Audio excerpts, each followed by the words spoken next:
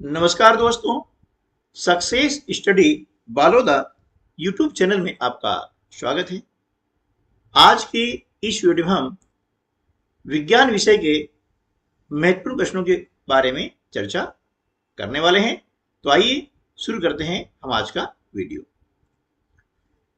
पहला प्रश्न है, चांद पर बम फटता है, ध्वनि को पृथ्वी तक पहुंचने में कितना समय लगेगा? चार ऑप्शन दिए गए हैं। ए 10 सेकेंड, बी 1000 सेकेंड, सी 1 दिन और डी ध्वनि सुनाई नहीं देगी। इनमें से सही जवाब है विकल्प डी, ध्वनि सुनाई नहीं देगी, क्योंकि चांद और पृथ्वी के बीच में लगभग क्या है, निर्वात है वैक्यूम है, और ध्वनि को गमन करने के लिए यानी चलने के लिए माध्यम की आवश्यकता होती है। प्रश्न क्रमांक दो समतल दर्पणों को एक एक करके निम्नलिखित कोणों पर रखा जाता है। किस स्थिति में बनने वाले प्रतिबिंबों की संख्या अधिकतम होती है? यानी 30 डिग्री रखा, उनको 45 डिग्री रखा, 60 डिग्री रखा और 90 डिग्री रखा है। तो किस स्थिति में प्रतिबिंब अधिक संख्या बनते हैं, ये हमें बताना है। तो देखिए, इसमें से सही उत्तर क्या हो जाएगा? Option A 30 degree. लेकिन निकाला कैसे, कैसे पता लगा? तो उसके लिए क्या होता है, एक सूत्र होता है, उसमें क्या करते हैं कि 360 डिग्री में है हमें ज्ञात करनी है प्रतिबिंबों की संख्या। तो क्या करेंगे, 360 डिग्री में यहां जो कोण दिया गया है, ठीक है ना, उस कोण से हम इसको डिवाइड कर देंगे यानी भाग कर देंगे, ठीक है, और इसमें से एक माइनस कर देते हैं। यानी हम देखते हैं कि 3 एकम 3, 3 दूनी 6, 12 माइनस 1 इक्वल टू कितना हो गया? 11 हो गया, ठीक है। अब हम लेते हैं 45 डिग्री पर, ठीक है। तो ये जो है इसे हम जब काटते हैं तो कटेगा 9 पंजे 45 और 9 चौके 36, 5 एकम 5, 5 8 40, है ना। यानी 8 में से एक घटाया, कितना आ गया? 7 आ गया, ठीक है। इसी प्रकार से 360 डिग्री में 60 का भाग लगाते हैं, है ना, तो 6 आएगा, 6 में से एक माइनस किए तो 5 आएगा, है ना। और 90 में हम देखते हैं कि और कम आएंगे, है ना। जैसे कोण बनता जाता है वैसे प्रतिबिंब संख्या कम होती हुई चली जाती है ना। 9 चौक 36, 4 में से एक माइनस किया 3। तो हम देख रहे हैं कि 30 डिग्री, है ना, कोण पर दोनों समतल दर्पण रखने पर सबसे अधिक प्रतिबिंब की संख्या मिलती है। प्रश्न क्रमांक 3, ऊन के सदृश्य दिखने वाले संश्लेषित रेशे का नाम क्या है? ए पेट, बी एक्रिलॉन, सी रेयॉन, डी नायलॉन। इनमें से सही उत्तर है रेयॉन। इसे हम कृत्रिम रेशम भी कहते हैं। प्रश्न क्रमांक 4, CFL में कौन सी वाष्प होती है? ए ऑक्सीजन की, बी नाइट्रोजन की, सी पारे की, डी हाइड्रोजन की। तो इनमें से सही जवाब है सी पारे की। यानी पारे को हम मरकरी कहते हैं, और इसके साथ में आर्गन जैसी जो इसकी रेसे होती है वह भी कम दबाव पर भरी जाती है। पांचवा प्रश्न है, घर्षण बल के संदर्भ में असत्य कथन का चयन कीजिए। यहां पर 4 कथन दिए गए हैं, इनमें से एक कथन असत्य है, उसका हमें चयन करना है ना। यदि पृष्ठ रुक्ष हो, मतलब खुरदरा हो, रफ हो, तो घर्षण बल अधिक होता है, ये सत्य कथन है ना। पृष्ठ जो है जितना खुरदरा होगा वहां पर उतना ही घर्षण बल अधिक लगेगा। यदि घर्षण बल नहीं हो तो पेन या पेंसिल से नहीं लिख सकते हैं, ये भी सत्य कथन है ना। घर्षण के बिना हम पेन या पेंसिल से लिख नहीं पाएंगे। सी छत के पंखों व साइकिलों में धुरी व हब के बीच वाला बेरिंग घर्षण बल को बढ़ाता है, ये गलत है। क्योंकि जब हम बेरिंग लगाते हैं, है ना, क्या करते हैं, बेरिंग लगाते हैं या कोई स्नेहक का उपयोग करते हैं तो घर्षण बल कम होता है, ठीक है। तो ये जो ऑप्शन सी है यह इस प्रश्न का सही उत्तर हो जाएगा। और बाकी ये घर्षण बल से संबंधित सारे जो हैं कथन सत्य हैं। जैसे घर्षण के कारण जूतों के तले घिस जाते हैं, है ना। घर्षण के कारण ही हम जो है चल पाते हैं, है ना। यदि घर्षण नहीं होगा तो हम चल नहीं पाएंगे।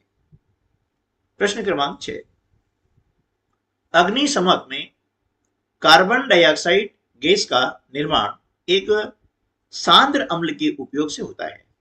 उस अम्ल का नाम बताएं जो इस प्रतिक्रिया में भाग लेता है। 4 ऑप्शन दिए गए हैं। ए सांद्र H2SO4, बी सांद्र HCl, सी सांद्र HNO3 और डी उपरोक्त सभी। तो यहां पर सही उत्तर है वह है सांद्र H2SO4 यानी सल्फ्यूरिक अम्ल। प्रश्न क्रमांक 7, मनुष्य में गुणसूत्रों की संख्या होती है, कितनी होती हैं? 4 ऑप्शन दिए गए हैं। ए 21 यानी 21, बी 23 23, सी 44 और डी 46। इनमें से सही उत्तर है ऑप्शन डी 46, कि मनुष्य में जो है 46 गुणसूत्र होते हैं और ये होते हैं जोड़े रूप में। तो यहां जोड़े हो गए कितने? 23 जोड़े हो गए हैं, ठीक है ना। 23 जोड़े हो गए हैं। इनमें से क्या होता है कि 22 जोड़े होते हैं, वे होते हैं ऑटोसोम, है ना। एक जोड़ा होता है वह लैंगिक गुणसूत्र होता है, पुरुष में होता है वो XY और महिला में होता है वो XX, जिससे कि संतान का जो है लिंग निर्धारण होता है। प्रश्न क्रमांक 8,